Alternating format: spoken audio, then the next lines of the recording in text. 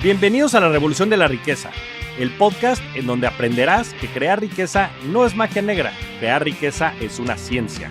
En este programa comprenderás que la verdadera riqueza es holística y te daremos herramientas para conquistarla. Síguenos en redes sociales en @JavierMorodo en Instagram, Facebook, Twitter, LinkedIn y en todas las redes sociales. Suscríbete también a mi newsletter en mi página javiermorodo.com, en donde todas las semanas vas a recibir información sobre mercados financieros, negocios, tecnología, well-being, conciencia y también tips para ganar el juego del dinero.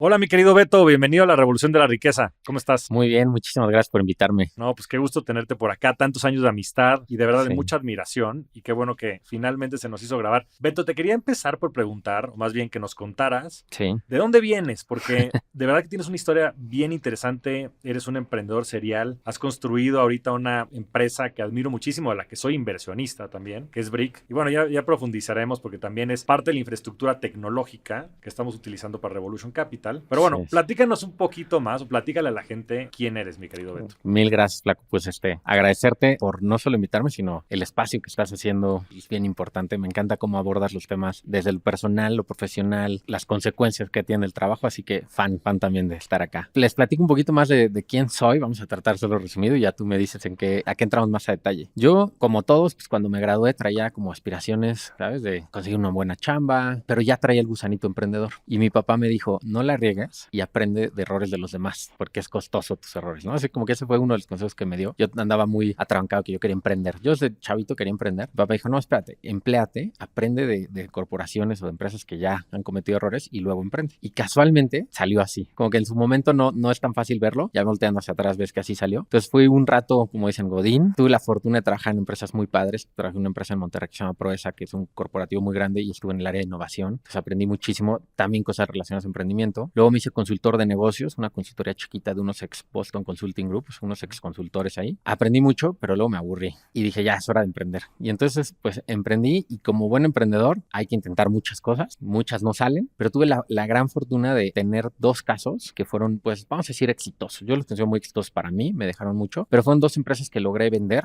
que me dieron pues todo el capital que como emprendedor no tienes, porque además cuando empecé a emprender no existía el modelo Venture Capital, no había los inversionistas de alto riesgo que te ponen lana y a darle, ¿no? Entonces tenías que, por un lado, vender tus horas, yo digo horas nalga, y con esa lana capitalizar tus empresas que necesitaban capital para arrancar. Ya después en el camino hubo Venture Capital, pero entonces tuve la fortuna de dos de ellas, después de varios fracasos, de venderlas. Una de ellas fue una empresa que se llamaba Ventones, que se la vendimos a un grupo grande que se llama BlaBlaCar, y esa nos capitalizó, nos dio muchas enseñanzas, y con esa empezamos ahora sí como formalmente a hacer más empresas. O sea, antes era como, vamos a decir, como medio, no atropellado, sino como se nos iba ocurriendo. Se nos ocurrió una idea, teníamos tiempo a hacerla, la lanzábamos, teníamos con quién hacerla, lo hacíamos. Y después de que vendimos BlaBlaCar dijimos, oye, vamos a hacer institucionalmente lo que hicimos bien más veces. O sea, vamos a replicar lo que nos salió bien, llevando los aprendizajes de lo que nos salió mal. Y así es como empezamos pues una serie de empresas, entre ellas Brick. De hecho eran 3 empresas, 2 murieron muy rápido y Brick no. Brick afortunadamente sigue, y eso ha sido como mi camino. Es decir, pues una etapa de empleado, luego una etapa de emprendedor como sin rumbo, diría yo, pero con muchas ganas, un par de éxitos que nos alinearon, y de ahí ahora sí como una disciplina de emprendimiento mucho más ordenada, más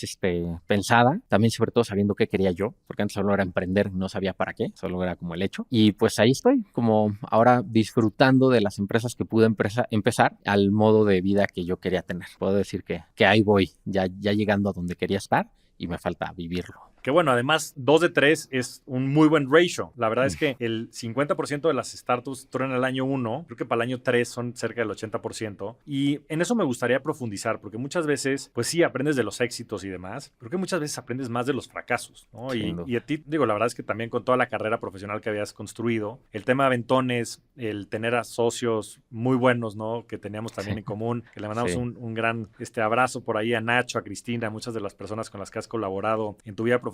Pero cuéntanos más de esos aprendizajes que tuviste, sobre todo en esta etapa inicial emprendiendo. Claro, ¿no? Y como dices, creo que se le aprende más a los fracasos. Incluso los éxitos están llenos de fracasos en el camino, chiquitos, que tal no mataron la empresa, pero fueron como aprendizaje, ¿no? Creo yo que lo más importante fue justamente las empresas con las que no funcionó, los intentos de empresas que no funcionaron. Voy a tratar de así resumir o acordarme de los principales aprendizajes. Uno era, sobre todo en empresas basadas en tecnología, que es en el ambiente que nos hemos desarrollado, para parece muy fácil que si tú sabes construir algo, lo pones ahí y la gente lo va a usar, ¿no? Porque a diferencia de una empresa, vamos a empezar de una empresa que fabrique ropa o que fabrique algo, en donde tal vez el setup es muy grande, ¿no? Tienes que tener una fábrica, tienes que tener importación, tienes que tener todo un equipo para poder siquiera vender el primer producto. En tecnología es muy fácil. En tecnología, no sé, podemos, mientras la duración de este podcast, podríamos levantar una página y ver si alguien nos compra algo, ¿no? Entonces creíamos que esa facilidad era el negocio entero, poder hacer algo, ponerlo allá afuera y que ya está, con eso ya lo hiciste. Y la realidad es que tal vez eso era en los 2000, ¿no? Cuando tenían este famoso dicho de you build it, they will come, y hacían Yahoo y pues la gente lo usaba porque era lo único que había para encontrar sitios. Ahora no, ahora estar en internet no es nada,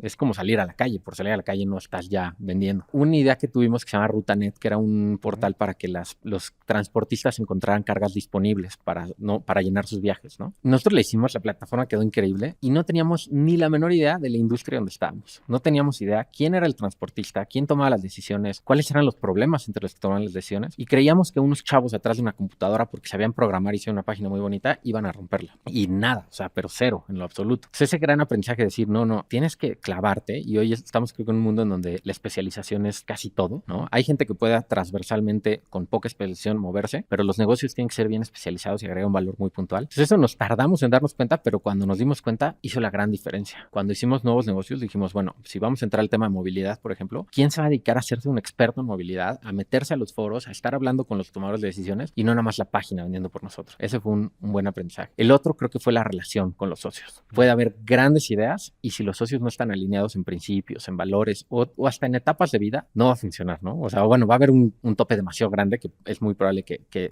ahí terminen las cosas. Y también lo aprendimos a golpes, ¿no? Me tocó desde trabajar con gente que yo admiraba porque se veía un súper profesional, que salía en periódicos, revistas, lo que sea, pero por atrás era alguien que trataba mal a los empleados, que no pagaba a los clientes, que no pagaba a los proveedores, que jineteaba la lana de los clientes antes de empezar el servicio. Y pues al principio dices, bueno, pero es que está en revistas, está en esto, ¿no? Seguramente es el way to go, es la forma de hacer negocios. Y te acabas dando cuenta que no, si no coincides tú con eso, por más que tenga un éxito, y lo pongo entre comillas, por salir en lugares, pues no va contigo y eventualmente no vas a estar a gusto ahí, ¿no? Desde eso hasta temas de alineación, de salud de los socios, y tal vez no estuvimos en el mismo momento para apoyarnos y entonces uno terminó cayendo. Muchos aprendizajes de ese estilo. Y la otra es pues lo importante de hacer las cosas bien. Como que la calidad del servicio, muchas veces decíamos, bueno, lánzalo y luego vemos qué onda, que digo, hay dos matices en eso, pero lanzabas y si tú no le pones atención a la calidad, al de verdad diferenciarte de alguna manera, se caían las cosas, se quedan entre las grietas y pues todas esas fueron cosas que aprendimos un poco a la mala, ¿no? Perdiendo mucho tiempo, perdiendo mucho dinero, perdiendo pues muchas oportunidades, ¿no? Creo que esos fueron de los aprendizajes más grandes, pero me quedaría con el de socios y con el de clavarte en las cosas que haces, no nomás ponerlas allá afuera y ya está, ¿no? Y los dos muy importantes. ¿Cómo alineas sobre todo el tema de los socios? Fíjate que ese es algo en lo que yo he estado pensando mucho, sobre todo por también, yo creo, mi experiencia en el mundo corporativo fue pues muy sui generis, ¿no? En GBM estuve muchísimo tiempo y después en Bitso estuve un destello. Y yo creo que mucho de lo que no funcionó en Bitso en su momento es que probablemente no estábamos en el mismo canal desde el punto de vista de la visión, la estrategia y los mismos valores de la empresa, ¿no? Y no es porque fueran buenos o malos. Yo en su momento en GBM criticaba muchas de las maneras de hacer las cosas, ¿no? De la cultura y otros muchos temas en los que no necesariamente estaba de acuerdo, pero hacían que funcionaran las cosas. Y después cuando me fui a Bitso y yo pensaba que me estaba yendo al otro lugar y que iba a ser todo increíble, pues me di cuenta que también había muchas cosas que eran brutalmente buenas y en las cuales estaba totalmente de acuerdo, pero había otras muchas en las que simplemente no. Y en ese momento mi reflexión fue, pues que no hay culturas buenas o malas, simplemente hay culturas distintas. Que te adaptan a ti o no, o que tú a ellos, ¿no? Exactamente, Sí, ¿no? sí. Y al final del día es lo que mencionas, por eso me resuena tanto, ¿no? Es que estés alineado con los valores de las personas, porque pues hay empresas que funcionan bien porque todo el mundo está alineado bajo esos valores. Y eso es lo que importa, sea cuáles sean esos valores. Pero ¿cómo llevas a cabo esa conversación o esa selección? Yo lo que he hecho de manera un poco intuitiva ha sido asociarme con gente que conozco de mucho tiempo atrás, que conozco perfectamente bien y casi que, como dice el último libro de Jim Collins, pues primero quién ¿Y después qué? ¿Después qué? Sí, sí, O sí. sea, primero buscar a los socios Sí. y después buscar cuál es el proyecto, ¿no? Claro. Y bueno, esa es la manera en la que yo lo he descubierto, pero desde tu punto de vista, ¿cómo puedes tener estas conversaciones que además son dinámicas? Porque los momentos de Sí, vida, no, como no, dices, no. también cambian. Sí, totalmente. Pues mira, igual también aprendiéndolo, o sea, con el paso del tiempo creo que tiene que ver con que tú sepas expresarte en qué momento estás y qué quieres de tu vida, ¿no? Sobre todo en empresas tecnológicas también es muy llamativo el decir, vamos a cambiar esta industria, vamos a hacer algo nuevo. Entonces hay que entender, ¿quieres ser alguien que cambie algo o quieres ser alguien que esté en un lugar a gusto, que agregue valor? ¿Quieres tu incentivo es el reconocimiento de miles o el buen reconocimiento de pocos? Es como que ese tipo de conversaciones, empezarlas a tener, como bien dice, tal vez es fácil con alguien que conoce hace tiempo porque seguramente estás en convivencias de todo tipo y con la chela en mano acaban saliendo 1000 temas, ¿no? Yo creo que eso es lo que hay que hacer. No me refiero que vete a echar chelas con tus socios todos los días a que salgan las conversaciones, sino propiciar que salgan. Yo me di cuenta, afortunadamente, tal vez ahí por empuje de Priscila, que es mi ex esposa, que yo empecé mi carrera emprendedora pues mucho por las ganas de construir algo, pero nunca me había cuestionado qué pasaba cuando ya lo construía, ¿no? Entonces, como bien dices, las etapas van cambiando. Entonces yo arrancaba mucho como, vamos a hacer esto y se me ocurre esto y hay que hacer, la motivación mía era lograr verlo hecho, así pasar el proceso de idea hasta verlo hecho y verlo funcionar, y para mí eso era como la realización, ¿no? Pero después, ok, tú ¿qué quieres ya que está hecho, ¿no? Que sí, quieres un reconocimiento estilo, pues el que cambió la industria, ¿no? Estilo un Steve Jobs, un Elon Musk, o estás más aquí para tener libertad financiera y ganarte el tiempo con tu hija y con tu... O sea, ¿qué es lo que te va a mover? Y ese tipo de conversaciones son las que me han ido dándome cuenta con quién me estoy asociando, ¿no? Me pasó con Cristina, que tú la conoces bien, que fue con quien lideraba la empresa de Aventones, que justamente había mucha alineación porque ella decía, bueno, no importa si no cerramos este cliente porque este cliente nos está diciendo esto, pero a mí me da más paz poder seguir trabajando con estos otros. Entonces tú veías los verdaderos valores o el fondo de las motivaciones de Cristina y veías si tú te alineabas con eso. O es socios que me ha tocado que dicen, mira, no me importa si con este tipo quedamos mal, o no me importa si estás aplastando a esta persona, esto nos va a llevar al siguiente paso en la empresa y eso nos va a dar tantos recursos que son los que necesitamos. Entonces tú decías, ok, llego allá, ¿me voy a sentir cómodo con esa decisión? ¿Voy a poder vivir con eso? Entonces son como esos temas profundos que no tienes que sentarte a decir, vamos a hablar de filosofía para que salgan, sino hacer que salgan en el día a día. Sí, hasta ver cómo tratan a las personas a su alrededor, ¿no? Totalmente. Y van saliendo, leyendo entre líneas. Tiene una parte que es pues muy de arte y también mucho de intuición y tu propia experiencia, ¿no? Pero creo que es fundamental porque pues en los momentos bonitos todo el mundo está feliz, ¿no? Pero cuando se pone la cosa difícil es cuando todo el mundo salta. Platícanos ahora sí sobre Brick, Beto. Va. Tuvimos aquí a Juan Carlos ya hace un par de años y la empresa ha avanzado un montón. Es una empresa que ya está regulada por la Comisión Nacional Bancaria de Valores. En fin, una empresa que ya tiene mucho tiempo. Recuérdanos qué hacen, sí, claro. Y si quieres sobre eso vamos desarrollando la conversación. La manera fácil de explicarlo es, hacemos que cualquier persona pueda invertir en proyectos de bienes raíces. ¿Cómo hacemos esto? Bajando los tickets mínimos de inversión, ¿no? Que puedas, en nuestro caso ya se puede desde 250 pesos participar en proyectos de bienes raíces en donde tal vez hubieras necesitado 5 millones, 4 millones, lo que sea. Ese es de manera muy, muy simple, pero realmente lo que hacemos es crowdfunding, que es juntar dinero de muchas personas para que juntos participen como si fueran un inversionista grande en diferentes proyectos. Entonces, por un lado, tenemos gente que se acerca con proyectos de bienes raíces que busca financiamiento y por otro lado, gente que los quiere aportar. Entonces, somos una plataforma tecnológica, una plataforma en línea que reúne estas dos partes y facilita la transmisión de la información, es decir, encontrar en qué invertir, las características de la inversión, etcétera. El flujo de dinero, todo se hace a través de nuestra plataforma, el depósito, la inversión, recibes los pagos, recibes los rendimientos y la transacción legal, es decir, que el que tú seas parte de ese proyecto se hace a través de un flujo, bueno, digamos toda una estructura que la plataforma facilita para que puedas tener tú las garantías, la certeza de que estás participando en ese proyecto y que los beneficios del proyecto te corresponden, ¿no? Entonces es como una especie de, pues tal cual, plataforma para la nueva participación del financiamiento de bienes raíces en el país, eso es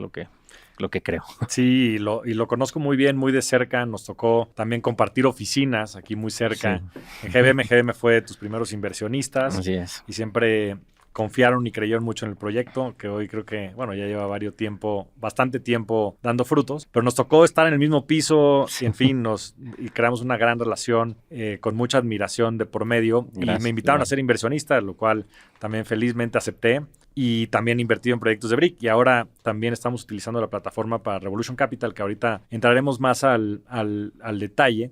Pero platícanos más números de negocios. Sí, O sea, sí. ¿cuántos? Porque llevan cientos de proyectos que han sido fondeados. La verdad es que también la suma es importante. Los inversionistas, platícanos todo lo que nos puedas platicar desde el punto de vista de negocio. Sí.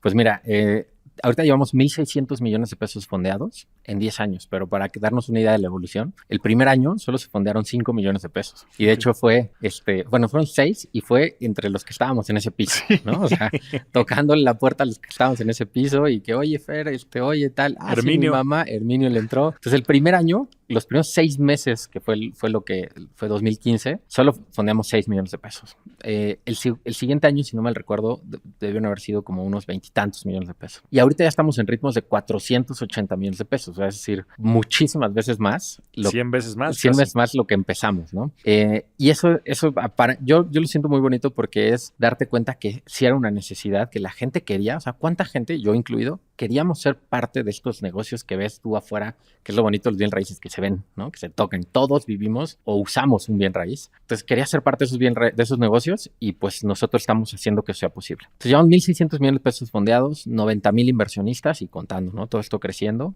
Más de 130 proyectos. Ya tenemos proyectos en México, en Estados Unidos. En México ha habido proyectos en playa, en el Bajío, centros comerciales, bodegas industriales, residenciales, pool de rentas, en fondos que solo tienen la misión de invertir, construir, bueno, captar dinero, construir, vender y pagar, o incluso centros comerciales en donde es patrimonial, es decir, tienes un pedacito que va a ser tuyo toda la vida y te va a generar rentas toda la vida hasta que tú decidas venderlo.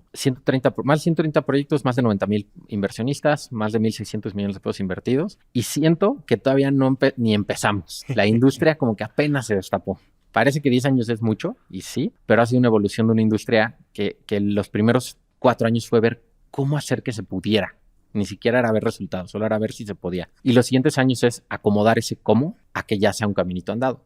Y en el camino pues vino la regulación, que le mete unos 2-3 años de retraso. De retraso para bien, porque alinea las tuercas, las vías, todo lo pone como más estándar. Entonces, apenas siento que es el inicio. Estoy bien contento de poder ver que un esfuerzo de poca gente, porque tampoco somos muchos, hoy somos 24 personas en el equipo, puede tener tanto impacto, ¿no? Poder hacer que sucedan estas cosas. Y les dieron la licencia hace unos meses. Platícanos un poco de ese proceso, ¿no? Porque lo empezaron a gestar pues ya desde hace un par de años. Sí. Pero, ¿cómo se convierte en una empresa regulada? Y platícanos un poquito también más del espíritu de la ley FinTech. Fíjate que es algo interesante porque además hubo muchos cambios en el camino, ¿no? Pero nosotros empezamos antes de que existiera la ley. Entonces empiezas pues viendo cómo hacerlo en el contexto actual de ese momento. Que justo eso es lo que nos llevó a GBM, porque nosotros no podíamos captar dinero del público. Claro. Que eso solo lo pueden hacer instituciones que tengan ese permiso. Y fue que GBM, que sí podía, pues nos facilitó cosas, ¿no? Y luego viene todo el proceso de platicar sobre la posible elaboración de una ley, que justamente a Juan Carlos le tocó participar en muchos foros con diputados, con senadores, etcétera. Entonces estuvo bien interesante para nosotros ver cómo se va gestando una ley por completo, ¿no? Desde cero. Luego viene la promulgación de la ley, es decir, ya queda la ley, se publica y ahora sí. Pero entonces nosotros veníamos de operar previo a la ley y luego hay una ley. Entonces a todas las empresas que estábamos en ese estatus, que ya operaban antes de la ley, nos dejaron una especie de limbo. Entonces para nosotros fue muy especial. Es muy fácil si tú agarras y ves que hay una ley y la ley te dice, para ser una empresa que haga esto tienes que cumplir A, B, C y D. Pues está bien, vas, lo haces, lo presentas, te dicen y lo haces, ¿no?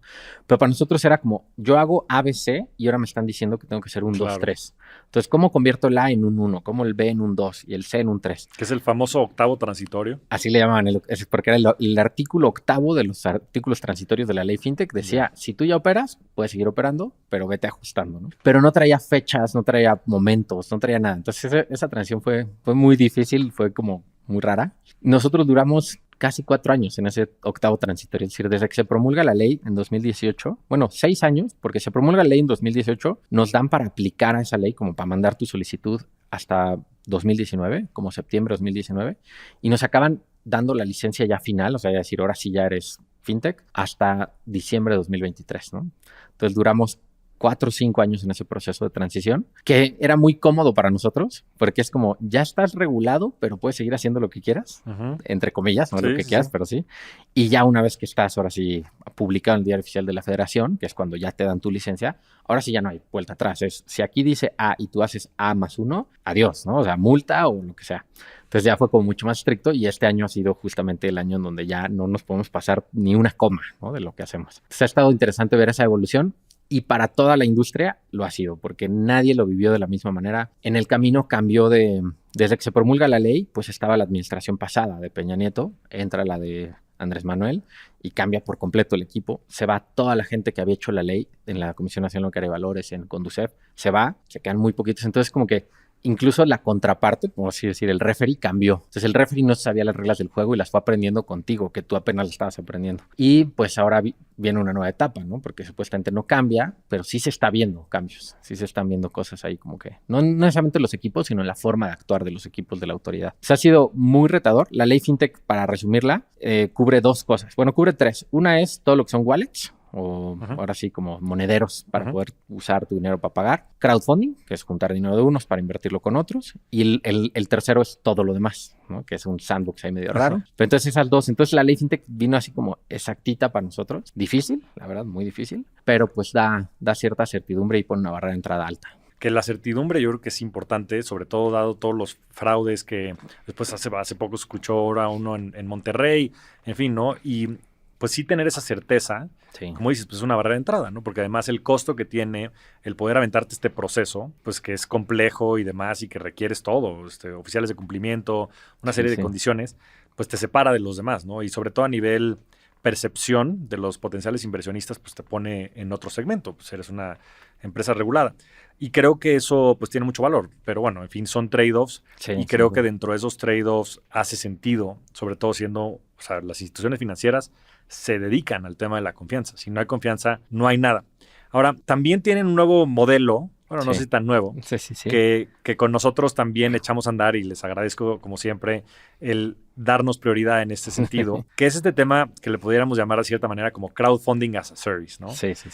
Técnicamente segura no es el término correcto, pero creo que se puede entender bien. A nosotros ustedes nos ayudan desde Revolution Capital o nos facilitan toda la plataforma tecnológica, operativa, regulada, el cumplimiento, etcétera, todos los procesos que se requieren de todo tipo, ¿no? Desde el punto de vista regulatorio y también de certeza al inversionista final para, uno, pues cumplir con toda la norma y poder entonces realizar este tipo de inversiones. Y por otro lado, también muy importante, darle la certeza a los inversionistas que se van a cumplir los procesos y demás que se requieren de un fondo institucional.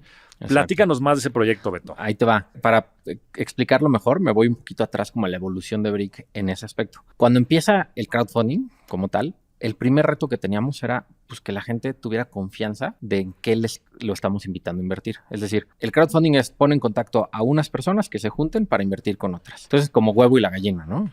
No puedo tener personas que inviertan si no tengo proyectos. No puedo tener proyectos si no tengo personas que inviertan. Entonces, la primera misión de Brick, por así decirlo, o misión de corto plazo fue conseguir inversionistas que confiaran en proyectos y conseguir proyectos que quisieran esos inversionistas. Entonces, los primeros proyectos los trajimos nosotros, es decir, eran proyectos que nosotros curábamos, nosotros decidíamos si eran buenos o malos, o decidíamos si eran atractivos o no. Y a la vez, el público que invitamos, digamos, le decíamos, oye, te quiero invitar a este proyecto de inversión. Entonces, empezamos a jugar 3 cachuchas. El que trae proyectos, el que trae inversionistas y el de plataforma. Que no había otra manera de empezar. Yo no podía decir, aquí hay una plataforma, vengan inversionistas y vengan proyectos. Y ustedes pónganse de acuerdo. Nadie va a llegar, ¿no? Tienes que como que jalarlos. Pero conforme pasa el tiempo, te das cuenta que primero, ni Brick es el mejor en traer proyectos. Es decir, hay gente que lleva años dedicándose a traer proyectos de bienes raíces, de cripto, de otras, y que son expertos en su industria. Y Brick no lo va a hacer mejor que ellos porque no tiene ese nivel de expertise. Hay grupos de bienes raíces que llevan, no sé, 40 años desarrollando proyectos de inversión en bienes raíces. ¿Por qué Brick va a ser mejor que ellos?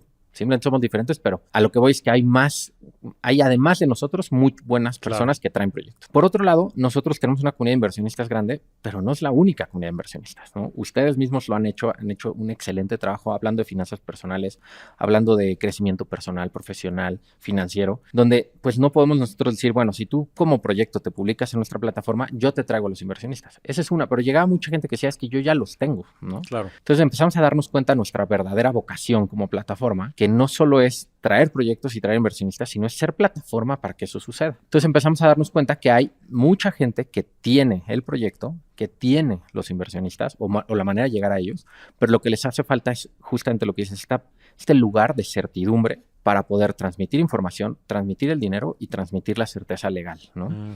Y eso es en donde nos estamos especializando. Entonces, sí, hoy Brick tiene proyectos que nosotros le llamamos originamos, que nosotros originamos, y tenemos público al que nosotros le presentamos proyectos, pero eso es solo una pequeña parte de lo que hacemos. Entonces, ahora sí, el futuro de lo que yo veo del crowdfunding es que justo las plataformas crowdfunding vamos a hacer este piso o esta cancha en donde van a poder venir a jugar los expertos en proyectos y los expertos en inversión. Y es lo que estamos haciendo con ustedes, con Revolution Capital, funcionar como cancha, darles la base regulatoria, la base prevención de lavado de dinero, la base flujo de dinero, porque tampoco es fácil agarrar y decir, oye, ahí te doy un pago y mándale pago a 1,000 inversionistas, pues necesitas hacer 1,000 transferencias. Y digo, oye, hay tecnología, pero pues aquí ya es un clic, ¿no? Incluso el presentar la información, ¿no? Muchos la presentan un PowerPoint, otros una plática, otros un Word, otros, pues nosotros damos como una especie de estándar para presentar la información y entonces que el público la pueda consumir, ¿no? Entonces, ese es el futuro. Y creo yo que es muy atractivo porque hay una figura que jugaba ese rol antes, que eran los fiduciarios, que hacen muchas cosas, pero una de ellas era los fideicomisos de administración o fideicomisos de inversión, en donde pues justamente era confiar en un tercero, que era un banco,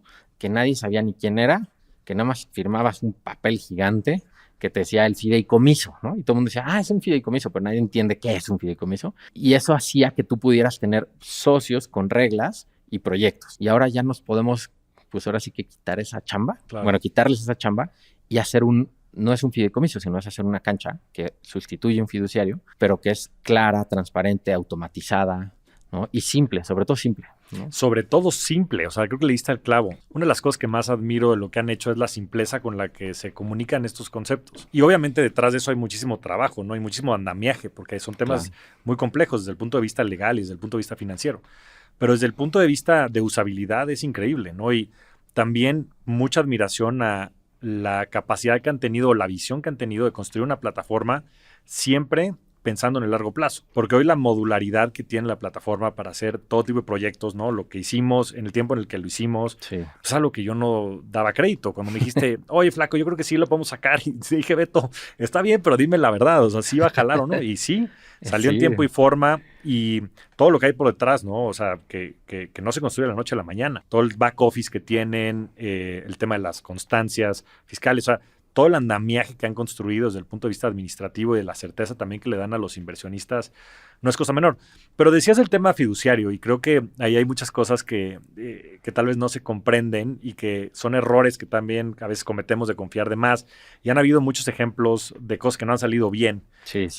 ¿No nos puedes profundizar un poquito más en ese respecto, mi querido Beto? O sea, en el tema de los fideicomisos y eso, o de algunos que no han... Exactamente, o sea, ¿cómo resuelve ese problema? A mí me queda muy claro desde el punto de vista técnico y yo como usuario, porque yo soy inversionista también, lo conozco, pero ¿cómo le podrías dar un ejemplo a la gente allá afuera para que comprendiera que en dónde están confiando de más que tal vez no debieran o qué cosas? La energía más simple de entender es cuánto cuidado le pone la gente a sus coches, ¿no? Pues estoy saliendo de tema, pero es para poner la analogía. Eliges tu coche, el vendedor tiene que darte así, y aquí tiene esto y es eléctrico y es acá y tiene este feature y tiene todo. Y cuidas tu coche que si lo pules, que si la lavada. Y llegas y se lo das a un tipo en un valet parking, no sabes ni quién es, no sabes si tiene licencia, pero tú confías en el valet parking, ¿no? Dices, ahí está. Claro. No sabes qué hay atrás. Y seguramente te ha tocado manejar un valet parking. Sí. Dices, qué bueno que no es mi coche. Sin embargo, ya con la misma confianza y le das tus llaves a un valet parking, ¿no? Es lo que pasa a veces con los temas financieros. Existe este rol de fiduciario o un fideicomiso que mucha gente no entiende qué es, no sabe ni quién puede, pero por alguna razón se ganó nuestra confianza de decir, si es vía fideicomiso, quiere decir que está bien. Nos pasó un ejemplo, un proyecto, que es un proyecto que va a salir apenas para poder invertir en huertas productoras de aguacates. Ok. y hay gente de todas las edades en que quiere ser inversionista de eso. Ellos ya traen a sus inversionistas. Entonces me dicen, oye, me encanta, vamos a usar tu plataforma para todo lo que es flujo de información de dinero, pero vamos a meter un fideicomiso. Le digo, ¿para qué lo necesitas? Es que eso da confianza. Le digo, ¿a quién le da confianza? Pues mira, tengo a tal persona que él me dice que no invierte si no es vía fideicomiso. Entonces le digo, vamos a hablar con esa persona y preguntarle qué es lo que le da confianza al fideicomiso. Me dice, pues nada más que es un fideicomiso. Le digo, pero te va a dar un papel, o sea, vas a tener tú un certificado fiduciario enmarcado en tu casa y eso es lo que te da confianza. Y dice, no, de hecho nunca me han dado uno, ¿no? Entonces, ¿qué te da confianza? Pues que es un fideicomiso. Le digo, pero ¿lo has leído? ¿Sabes quién es el fiduciario? Es una persona que tú tienes toda tu confianza y tienes su nombre y apellido y sabes que su chamba es extraordinaria. Y dicen, no, es solo que es un fideicomiso. Entonces, es un concepto que se estableció que muchos no saben ni cómo funciona ni qué pasa, que la verdad ya en la realidad de las cosas los fiduciarios son una figura que le permiten a ciertas instituciones financieras tener y se aprovecharon en el buen sentido, no lo hacen en el mal sentido, se aprovecharon de esa confianza en la palabra fideicomiso sin realmente desmenuzar la chamba que hacen. Nada más cobran, hacen cierta chamba que muchas veces te puedo decir que son los principales cuellos de botella de los negocios. Sí. Entonces nosotros lo que estamos haciendo es justamente desmenuzar ese valor que ofrece un fideicomiso. Entonces, ¿qué hace el fideicomiso? Voy a tener tu participación a tu nombre y la voy a defender. ¿Cómo? Pues aquí está, aquí te doy tu certificado, te voy a dar noticias, te voy a dar actualizaciones de cómo va tu inversión, y además te voy a dar un estado de cuenta donde tú puedes ver cuánto tienes en cada momento si vendiste una parte. Entonces voy a llevarte el control de lo que tú me diste para tener, bueno, de el mandato que me diste para tener cosas a tu nombre, yo te lo voy a desglosar, ¿no? Oye, ¿qué otra cosa hace el fideicomiso? Bueno, pues la capacidad de representar a muchos a personas ante un proyecto o ante una cosa. Entonces yo te voy a exponer los papeles. O sea, el fideicomiso muchas veces tú no vas, firmas la última hoja, ni siquiera lees qué hay atrás. Entonces nosotros lo que estamos haciendo es como desglosar eso y además automatizarlo, ¿no? Claro. Hacerlo con tecnología. Suena complejo tal vez, ya al final viéndolo, esa es nuestra chamba, que no sea, pero tenemos que llegar a ganarnos la misma confianza que la palabra fideicomiso se ganó en el mundo, ¿no? Pues es un buen reto, pero qué importante nuevamente estos conceptos que se crean y que hay ciertas creencias y entonces le asociamos cierto valor a ese concepto y ya está ahí y ya se quedó, ¿no? Pero al final del día, un fideicomiso lo que es un set de reglas, no es un mandato, y después nombras a una persona o una institución para que defienda ese mandato, ¿no? O represente a los inversionistas para ese mandato. Y como dices, pues es a través de la tecnología es una mucho mejor solución, porque entonces puedes fragmentar esas reglas. Exactamente. Y entonces cumplirlas a través de distintos criterios, ¿no? Y no necesariamente con que haya un árbitro persona revisando esos criterios, que es muchas veces lo que pasa, y firmando hojas y hojas. Sí, sino la tecnología lo ejecuta. Sino la tecnología lo ejecuta. Exacto. Y te aseguras de que se cumplan las reglas, ¿no? Y además se queda como rastro de lo que se ejecutó. Claro. De los registros, todo. Pues ese es el nuevo reto. Lo veo, yo estoy muy contento con el futuro de la empresa, con todo lo construido y va a estar bueno. Gracias por confiar, desde luego. No, hombre, como pues clientes. Al contrario, la verdad es que el poder hacer estas, nuevamente, sociedades, alianzas, con gente con la que confiamos, con la que comulgamos, con los valores, que sabemos que hacen las cosas bien, pues es un habilitador tremendo. Me parece increíble porque cuando Pablo y yo empezamos a pensar en este proyecto, pues había muchas piezas que faltaban, ¿no? Y de repente te empiezas a dar cuenta que ya están ahí. Sí, ¿no? Alguien las tiene, nada más hay que jalar. Y además alguien cercano. Nosotros ya éramos inversionistas suyos, ¿no? Sí, qué mejor el poderlo hacer con ustedes y nos sentamos y en un par de reuniones ya teníamos un prototipo y nos dijeron, oye, ya estamos haciendo algo similar. Y de verdad es que fue increíble poderlo hacer y también ver toda la infraestructura que tienen y todo el rigor con el que han estado trabajando para poder hacer las cosas bien, ¿no? Pensando en el largo plazo, ¿no? Muchos de estos a veces se dice overnight success, 10 years in the making. Y pues literal son 10 años, ¿no? De relación y 10 años también de trabajo de todo el equipo de Brick. Y me gustaría entrar en un detalle más. Dices, somos 24 personas y me llama mucho la atención, ¿no? Porque dices, ya levantamos 1,600 millones de pesos, ¿sabes? Es una cantidad importante, es una empresa regulada. ¿Cómo le haces para que sean 24 personas? Sí. Mira, tenemos 5 principios que son los que rigen, ¿no? Que eso me regresa un poquito a la conversión del alineamiento de socios y eso.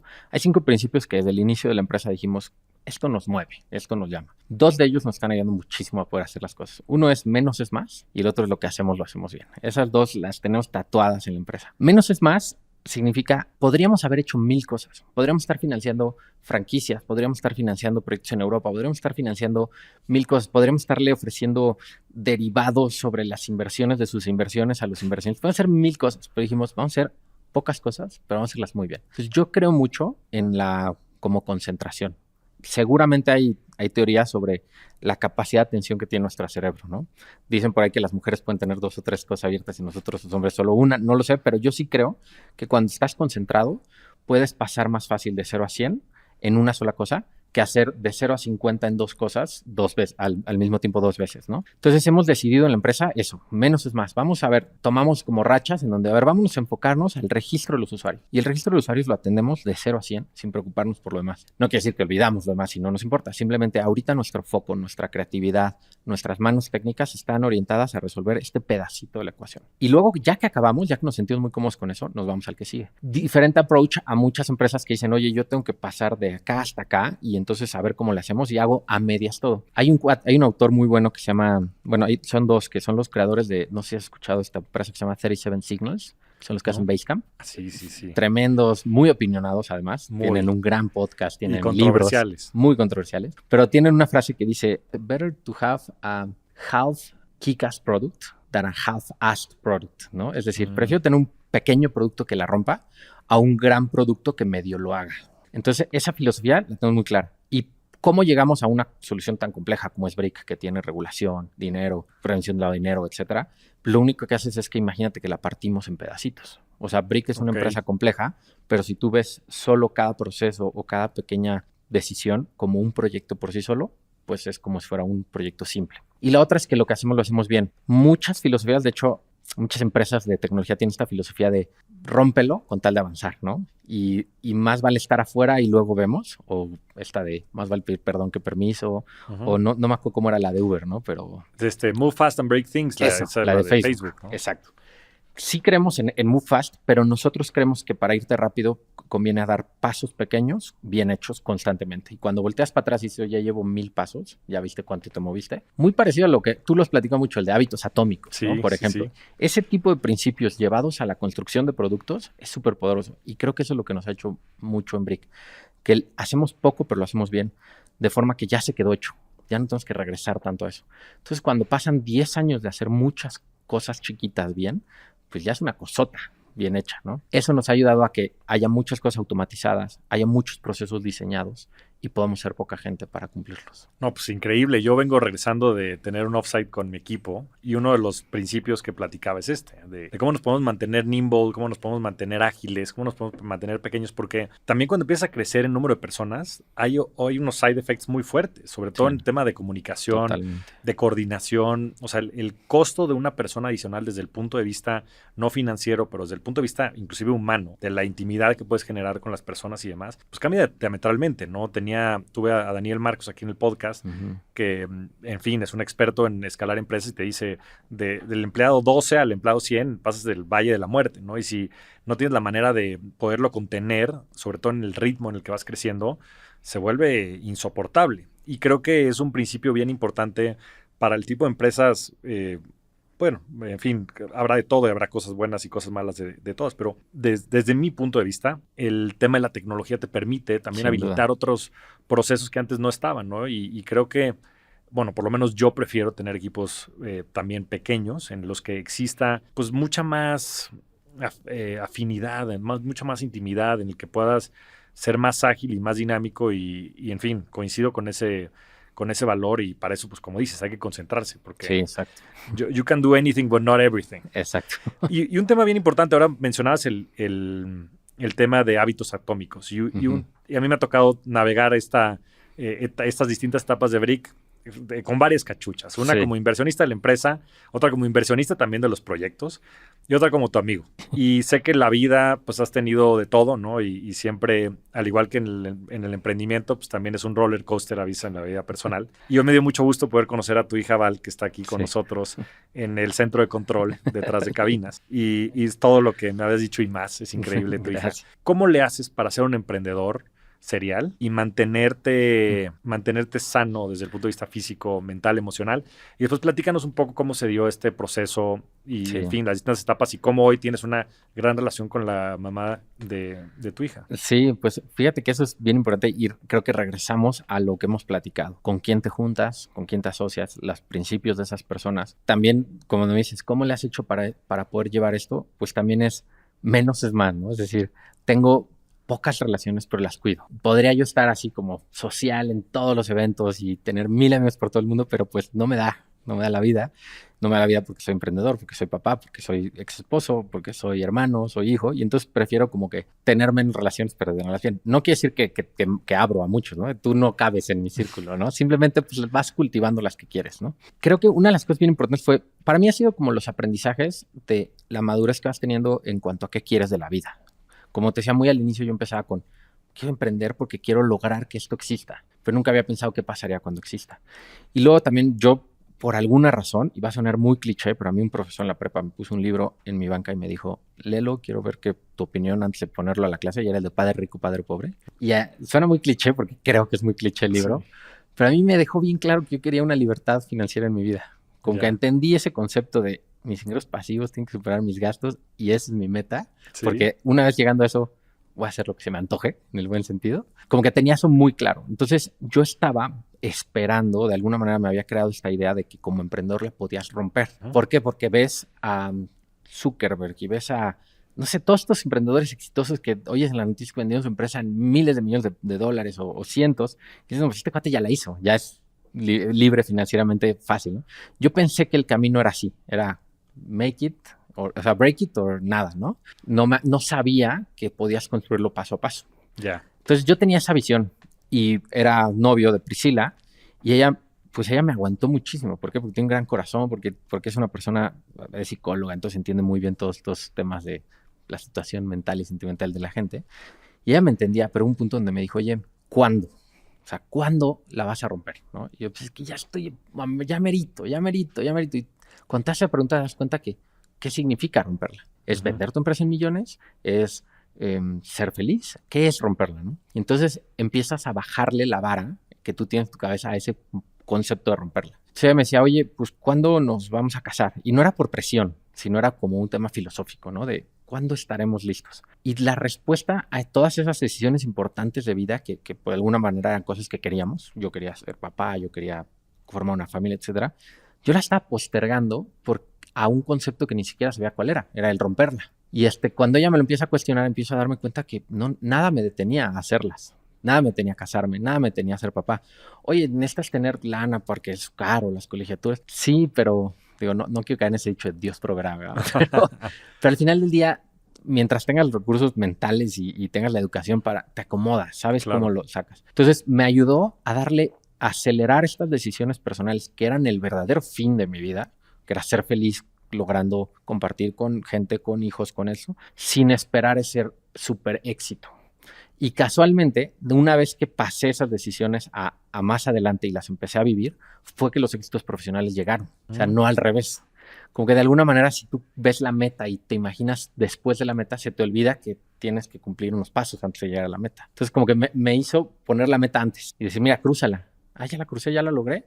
¿A poco? ¿No? Y entonces ahora sí ya. Entonces Priscila me acompañó en todo ese camino y ha sido padrísimo. Después nos dimos cuenta que a nivel personal, digamos, en la convivencia de todos los días, convenía estar separados. Y pues también un tema social, creo yo, pues mucha gente cree que el divorcio es un fracaso, ¿no? Y sí, que no funciona, ¿no? Si ya la regaste, no tuviste un matrimonio exitoso. No, para nosotros fue un tema de lo que queríamos era ser felices en lo individual, como papás de nuestra hija, y pues poder hacer lo que nos gusta en el día a día. Y para eso funcionábamos mejor separados. Pero eso no quiere decir que funcionamos mejor peleados, porque una cosa es separados que peleados. Entonces fue una separación muy ordenada, muy bonita, en donde cada quien decidimos qué queríamos en nuestra vida y cómo era lo mejor para lograrlo y ayudarnos el uno al otro a lograr el de la otra persona. Y casualmente suena como contradictorio, porque casualmente funcionábamos mejor separados. Entonces hoy en día pues tengo una gran compañera de vida, porque va a ser la mamá de mi hija toda la vida. No sé, creo que todo se reduce a tener claro qué quieres y ver qué necesitas qué necesitas hacer para llegar a ese que quieres. Y muchas veces creo que lo que nos cuesta trabajo es definir el qué. Lo confundimos. Confundimos el cómo se ve ya realizado con cosas que tienen que suceder antes, que no es cierto. Uf, me quedé. Ahora sí me dejas varias preguntas que nos podemos echar otras 3 horas en el... Pero me surgen 2 puntuales. La primera es, ¿cómo defines qué es lo que quieres? Me resuena mucho todo lo que estás diciendo. Y, en fin, ha sido un proceso sui generis el que yo he vivido. Pero, ¿cómo has logrado tú definir qué es lo que quieres? Es buena pregunta.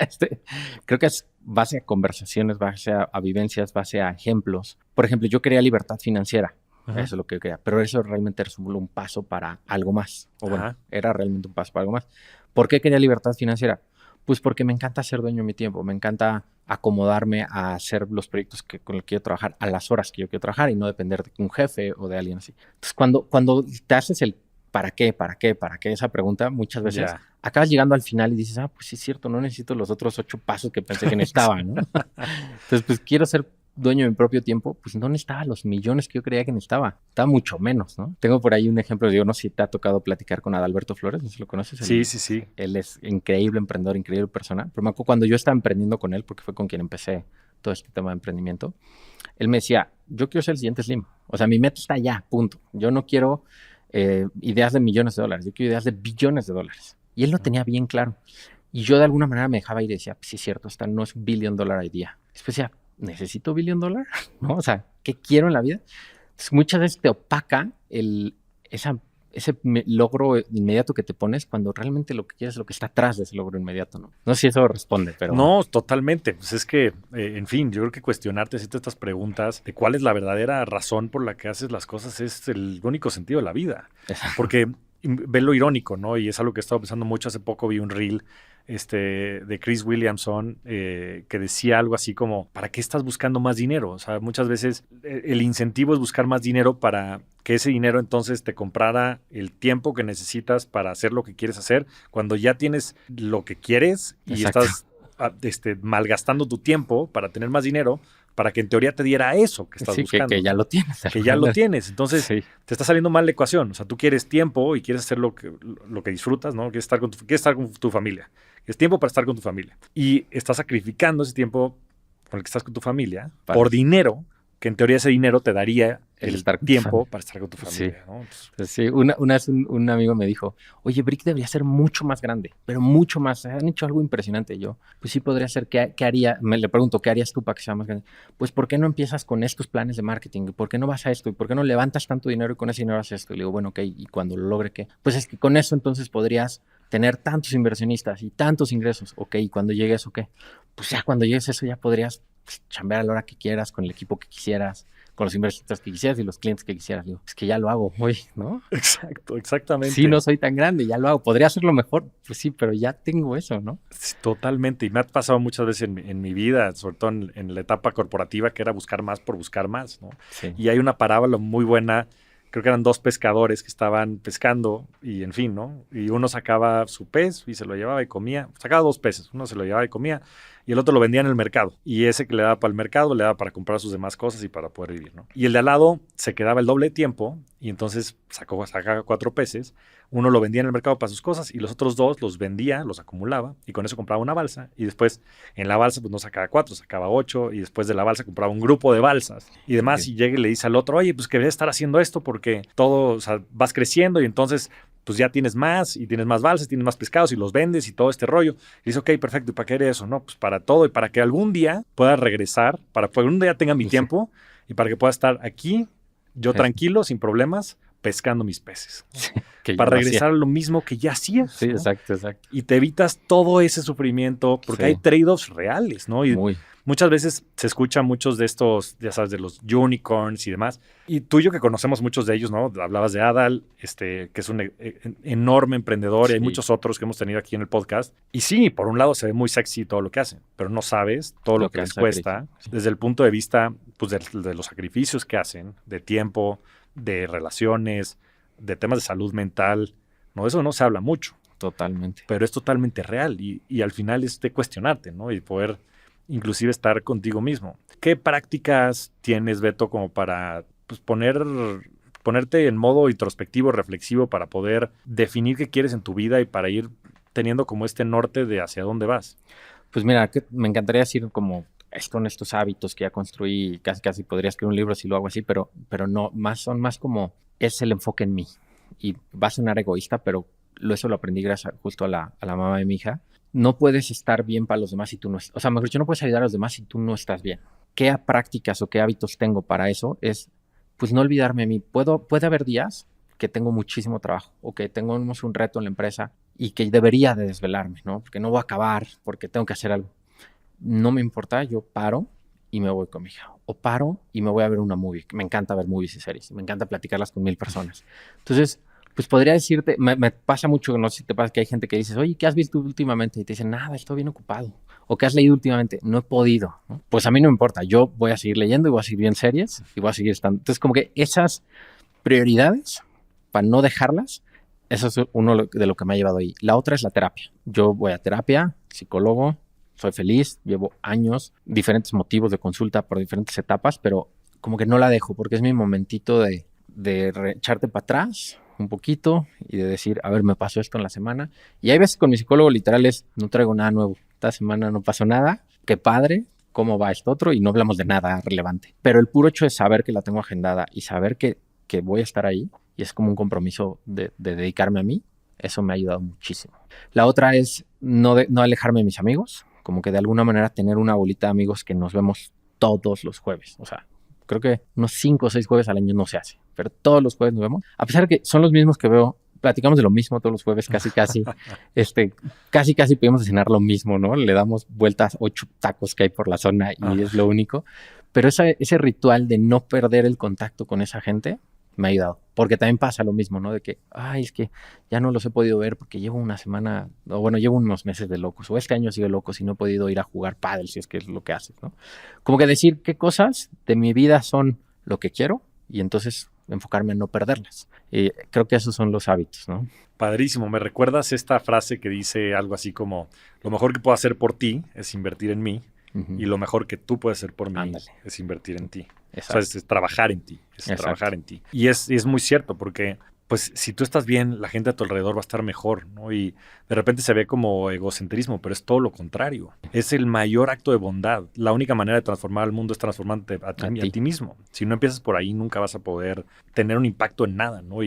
Sobre todo en tu círculo cercano, con tu hija, con tu familia, con tus amigos. Y qué padre este tema de los amigos y que tengan ese hábito, porque sin duda es un eslabón fundamental, ¿no? Ahorita que hacían estos estudios sobre estas personas que vivían más de 100 años, ¿no? Sí. De las zonas azules, sí. Pues el tema del tener un grupo de familia o de seres cercanos con los que vayas recorriendo la vida es fundamental en la longevidad, ¿no? Y en la calidad de vida. Y pues sí, mucha gente después muere de soledad, ¿no? Y ir acompañados, pues híjole, ya sí, si vas a tener estos journeys para bien y para mal, pues la única, de verdad, felicidad en la vida es después poder compartirla. Exacto. Entonces, increíble tenerlo, Beto.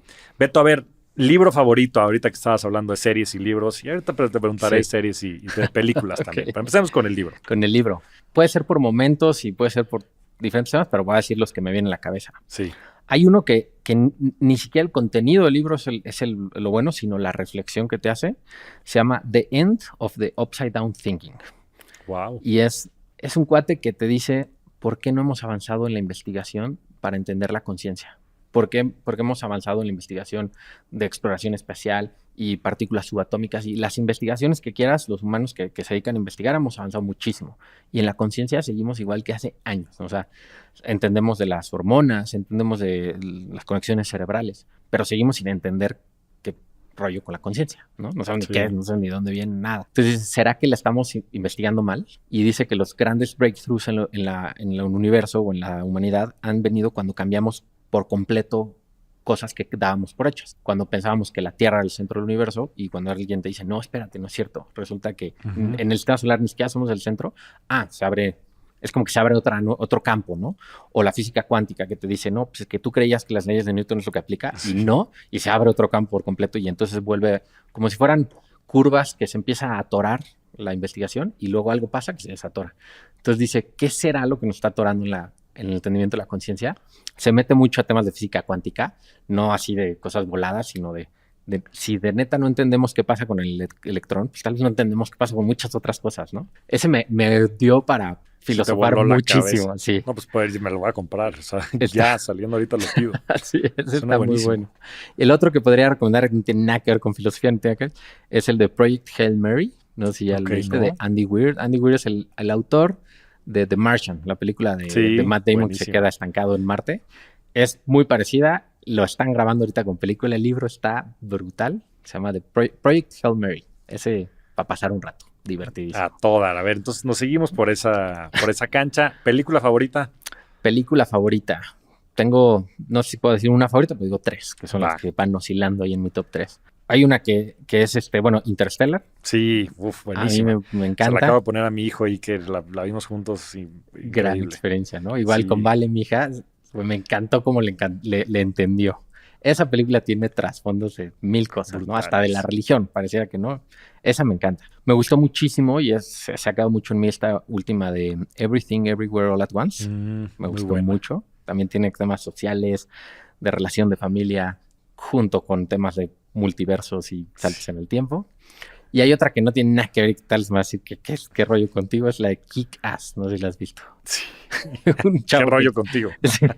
un chavo que quiere ser superhéroe, ¿no? Sí. Me encanta igual nada más como por lo que me hace sentir, me Te pone hace sentir feliz. superhéroe. No, Por- me pone feliz, como que tiene buena Ya. música, tiene buenas Ya. escenas, no me lleva a mucho trasfondo, nada más me hace pasar un buen rato. Entonces la veo muy, muy seguido. A todo dar. Series, hablando del tema. Series, Es la última de esas, sí. no te preocupes. Bueno, la Succession me encanta, no sé si la Sí, viste. muy buena. Esa me encanta, es la única serie donde no hay un solo rol bueno, o sea, todos los personajes son malos. buenos. Sí. O sea, buenos. Claro. Ajá, no hay de un que son protagonista, malos. todos son antagonistas. Todos son antagonistas, ¿no? No hay uno Fíjate solo. que no lo había pensado así. Tiene un guión súper especial, o sea, ya que le empieza a ver como por atrás, Claro. no, está brutal esa serie.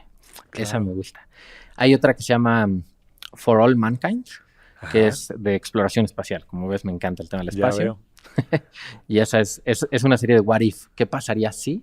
En este caso, ¿qué pasaría si los rusos hubieran ganado la luna y la Guerra Fría siguiera? Ok. De eso se trata la serie.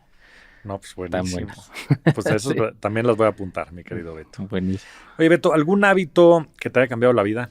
La terapia. La Regreso terapia, a la terapia. sin duda. Sí. No, pues hace todo el sentido del mundo y sí, totalmente recomendable. Yo sigo creyendo, me parece increíble que en 2024 mucha gente lo siga considerando, no, más bien no lo considere. Exacto. La verdad es que es un gran apoyo. Como dices, es un espacio para echarte para atrás, para poder pues, tener ayuda, o sea, para poder decir todo lo que te está pasando en la vida. Como que solo el hecho de entender que la salud mental existe Claro, y que así como nadie somos 100% sanos físicamente, nadie somos 100% sanos mentalmente, no todos tenemos algo, todos, Claro. chiquito, grande. Para mí es eso, es como ir al doctor a hacer mi chequeo, es como ir al doctor a mejorar mi físico, bueno, en este caso mi mente. hace mucho sentido. Sí, es. Inversiones, Beto, ¿cómo se ve tu portafolio de inversiones? Pues es buena porque ha estado variado. Creo que hoy tal vez por el valor de hoy se ve muy, muy metido en cripto, pero fue casualidad porque yo invertí en cripto desde el 2012. Eso. Entonces, pues creció demasiado. Un gastito que le metí 2,000 pesos hoy es muchísimo, ¿no? Pero tengo un muy buen porcentaje en bienes raíces, lo hago a Sí. través de Brick. Ajá. También tengo algo por fuera, tengo un par de terrenos por fuera, pero entonces tengo un porcentaje en bienes raíces, invierto en bolsa. De hecho, es más, si no mal recuerdo, hasta tú diste parte de esa plática, pero una plática que me movió mucho fue la del, no sé si era el 10º aniversario de Sí, GBM sí, Plus. sí. Sí, que trajimos a este speaker americano, ¿no? Ajá, que habla sobre la estrategia Keep Buying. Sí. Yo sí. uso esa estrategia. Keep buying, dollar cost averaging y Yo das. cada que junto 5,000 pesitos, se van, la verdad sí echando el comercial, se van a GBM Plus y compro alguna acción, algún ETF. Nunca he vendido una sola acción, solo las acumulo. Entonces, bien raíces, eso. Y tengo un cajón que voy acumulando que le llamo el extra. Y ese extra me va, cuando se junta algo, veo en qué más, así lo que sea, así. Aunque sea algo raro, pues trato de. Y ese extra me llevó a arte. Y Ok. hoy ya se convirtió en otro cajón. Soy invierto en arte, me está gustando mucho. Me gusta mucho el hecho de que te tienes que meter a conocer a los artistas, a los galeristas, a los curadores. Es decir, es todo un proceso divertido, no solo de inversión, sino también de vivencia. Entonces tengo bien raíces, cripto, acciones, arte y desde luego, pues mi inversión patrimonio está en Brick, ¿no? Es decir, soy socio y ese es mi futuro tal vez financiero o a nivel inversión. No, pues buenísimo. Pues tal vez pueda haber algo ahí interesante con el arte y Brick. Sí, ya hemos explorado ahí, pero Pues, menos es más todavía. Y ahí vamos. Exacto, menos es más y ya Sí. le irán transitando. Pero bueno, al final ya también con esta nueva configuración y con estas posibilidades como plataforma, pues también te va a dar la oportunidad de ir metiendo distintos Sí. tipos de activos, lo cual está muy interesante. Mi querido Beto, Totalmente. la última pregunta. Venga. ¿Cuál ha sido tu mejor inversión? Eso lo digo en el aspecto más amplio de Sí. la palabra. Pues voy a sonar muy reiterativo, pero es invertir en mi salud mental. Esa ha sido mi mejor inversión. El no descuidarla. Pues es que es una inversión porque cada semanita, bueno, yo voy cada 15 días, pues cada 15 días es un gastito, ¿no? Y ahí estás. Pero lo veo como una inversión porque me da las capacidades para para lo demás, ¿no? Si nos vamos a lo monetario, pues ahora sí que fue, sin pensarlo, fue Bitcoin, pero creo que es circunstancial. O sea, no sé, no estoy diciendo vayan, se inviertan en Bitcoin ahorita, aunque sí lo haría. Pero pues para mí esa fue la que menos le metí, más me ha dado por mucho. Aunque también si lo pongo en perspectiva, pues el tiempo dedicado en mis empresas se ha pagado con creces gigantes, ¿no? Aparte hay pocos emprendedores seriales que han tenido tanto éxito como tú, con exits, con proyectos que están dando resultados, con proyectos bien hechos, Beto. O sea, lo que admiro de ti es que haces las cosas bien. You don't have fast things, ¿no? Y eso creo que vale mucho. Y el tener a líderes, y por eso era importante para mí tenerte en este espacio, que puedan comunicar estos valores, esta manera de vivir la vida, estas reflexiones, ¿no?, sobre lo que es importante, hablar de la familia, hablar de las cosas que han salido bien, de las que has aprendido. Y gente tan humana como tú, para mí es un gran orgullo. Y ha pagado con creces el que hayas invertido tanto en ti, en todas las terapias, pero también en todo tu propio desarrollo, en tus círculos sociales, en tus distintos colaboradores, en tus socios. Eres una persona muy admirada por todos y es para mí un placer tenerte aquí, querido Beto. Pues muchas gracias, la admiración es mutua. Me encanta lo que estás haciendo y sobre todo la pasión que demuestras, y eso para mí es clave. Muchas gracias, mi Beto. Muchas gracias por escuchar. Nos vemos todas las semanas en este espacio. Suscríbete al podcast en todas las plataformas de audio y no te pierdas los nuevos episodios todas las semanas. Ayúdanos a compartir el podcast y generar más riqueza. Esa es chamba de todos. Yo soy Javier Morodo. Búscame en redes sociales como @JavierMorodo, en mi página de internet javiermorodo.com, y suscríbete a mi newsletter, La Inversión de la Semana, para recibir todas las semanas las mejores opciones de inversión. Agradecimientos especiales a todo el equipo de producción. La Revolución de la Riqueza es una producción de Sonoro.